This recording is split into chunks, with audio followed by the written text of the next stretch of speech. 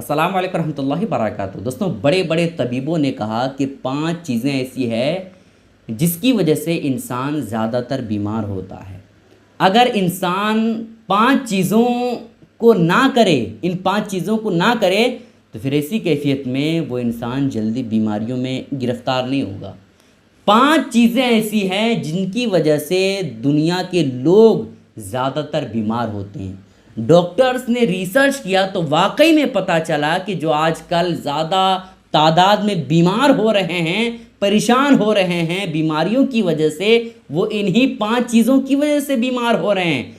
तो वो 5 चीज़ें क्या हैं, आप सुने और उस पर तवज्जो देने की कोशिश करें, ख़ुद उस पर कंट्रोल करें, अपने घर वालों को भी कंट्रोल में रखें उन 5 चीज़ों से।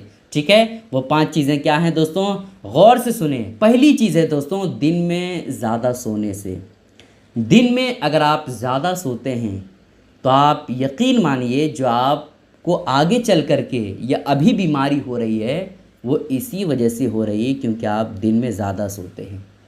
इस्लाम की तालीमात के ख़िलाफ़ है ये काम। डॉक्टर्स ने आपको तो बता दिया कि आपकी बीमारी की वजह जो है ज़्यादा दिन को सोना है। समझ रहे हैं आप मेरी बात को? लेकिन हमारा मज़हब इस्लाम भी ये सबक देता है, तालीम देता है कि ज़्यादा दिन में नहीं सोना चाहिए। ठीक है, इस वजह से आप दिन में ज़्यादा सोने की आदत ना लगाएं। और नबी पाक अलैहिस्सलाम की हदीस मुबारक भी इसी तरह है ना। कैलूला करना, अगर आप खाने के बाद थोड़ी देर आराम करते हैं तो ये अच्छी बात है, सेहत के लिए बहुत ही बेहतर है। क्योंकि अगर आप खाना खाने के कुछ देर बाद कैलूला करते हैं, 10-15 मिनट आराम करते हैं, तो फिर ऐसी कैफियत में आपका जिस्म तरोताज़ा रहेगा, आपका माइंड फ्रेश रहेगा। लेकिन 12 बज रहा है और 12 बजे आप सोएं, उसके बाद जो है 4 बजे तक उठें, तो ये कैलूला नहीं है बल्कि ये दिन में ज़्यादा सोने में शुमार होगा। ठीक है, इस वजह से आप हरगिज़ दिन में ज़्यादा ना सोएं। ठीक है, एक चीज़ हो गई। दूसरी चीज़ है दोस्तों, रात को कम सोने से। बड़े बड़े शहरों में तो ये एक मामूल बन चुका है कि दिन में जो है क्या करेंगे, सोएंगे और रात भर जगने का मामूल ये शहरों में पाया गया है। 12 बजे रात, 1 बजे रात तक लोग शौक़ से जागते हैं और काम वगैरह करते हैं। पता नहीं कौन सा तरीक़ा शहरों में लोग अपनाए हुए हैं, किस तरह का माहौल शहरों में बन गया है कि रात में जल्दी सोते ही नहीं। पता है आपको, चोरियां पहले जो होती थी ना, वो रात के 12 बजे के बाद होती थी। लेकिन अभी जो चोरियां हो रही शहरों में, आप पता कीजिएगा तो आपको पता चलेगा कि सुबह 4 बजे, 5 बजे चोरी हुई। ज़्यादातर ये मामला सामने आता है। तो भाई क्योंकि रात में लोग सोते नहीं हैं, सुबह सोते हैं, इस वजह से चोर भी अब सुबह ही चोरी करते हैं। ठीक है, तो ये भी इस्लाम की तालीमात के ख़िलाफ़ है। हमारा इस्लाम ये कहता है, मज़हब इस्लाम ये कहता है कि इशा की नमाज के बाद खाना खाया जाए और फ़ौरन आराम किया जाए। ठीक है, उसके बाद आप सुबह जल्दी उठें और जो भी काम है वो आप अपना काम करें, लेकिन इशा की नमाज के बाद, खाना खाने के बाद आप सो जाएं। लेकिन शहरों में तो ऐसा होता नहीं है ना। शहरों में तो 1-2 बजे तक लोग जागते हैं, कहीं तो 3 बजे तक का मामूल है। लेकिन ये बिल्कुल गलत तरीक़ा है। ये हमारे जिस्म को बीमार करता है, कमज़ोर करता है। क्योंकि रब ने हमारे जिस्म को डिज़ाइन किया है, हमारे जिस्म को बनाया है, तो हमारे जिस्म के लिए क्या क्या बेहतर है वो बता दिया है। और वो बेहतर क्या है, कुरान मुक़द्दस में रब ने फरमाया है, वजअलनल लैल लिबासा वजअलनन नहारा माशा। हमने रात को आराम के लिए बनाया और दिन को ज़रिए माश के लिए बनाया।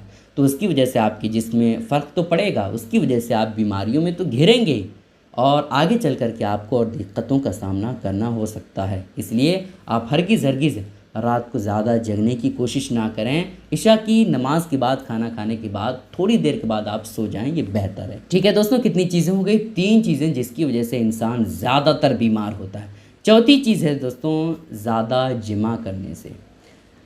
भाई अगर ज़्यादा आप बीवी के करीब जाते हैं और ज़्यादा हमबिस्तरी करते हैं तो इसकी वजह से भी इंसान बीमार होता है, इसकी वजह से भी इंसान जो है कमज़ोर होता है। इस वजह से भाई अगर नई शादी हुई है तो ये समझ में आता है कि भाई ज़्यादा रुझान उस तरफ है। लेकिन मुकम्मल तौर पर जहन जब बने, मुकम्मल तौर पर जब इश्तियाक बढ़े, तभी बीवी के करीब जाना चाहिए। अलबत्ता हमेशा नहीं जाना चाहिए। छोड़ छोड़ करके जाना चाहिए। हफ्ते में 2-3 दिन ये बेहतर होता है। हकीमों ने भी बताया कि हफ्ते में 1-2 दिन ये बेहतर होता है सेहत के लिए। अगर रोज़ाना किया जाए तो ये सेहत के लिए बहुत ही नुकसानदेह है। ठीक है, इसके हवाले से मैंने एक मुकम्मल तौर पर क्लिप बनाई है जिसमें मैंने बताया है कि अगर हफ्ते में रोज़ाना हम बिस्तरी बीवी से किया जाए तो फिर ऐसी कैफियत में उसके जिस्म पर क्या फ़र्क पड़ता है। ठीक है, तो बहरहाल आप वीडियो देख सकते हैं, लेकिन आपको बता देता हूँ कि ज़्यादा जिमा करने से इंसान का जिस्म कमज़ोर होता है, इंसान का जहन मुकम्मल तौर पर काम नहीं करता है और साथ ही साथ इंसान बीमारियों में ज़्यादा घिर जाता है। ठीक है, इस वजह से इस पर भी आप कंट्रोल करने की कोशिश करें। ठीक है दोस्तों, 4 चीज़ें हो गई जिसकी वजह से इंसान ज़्यादा बीमार होता है। 5वीं चीज़ है पेशाब रोकने से।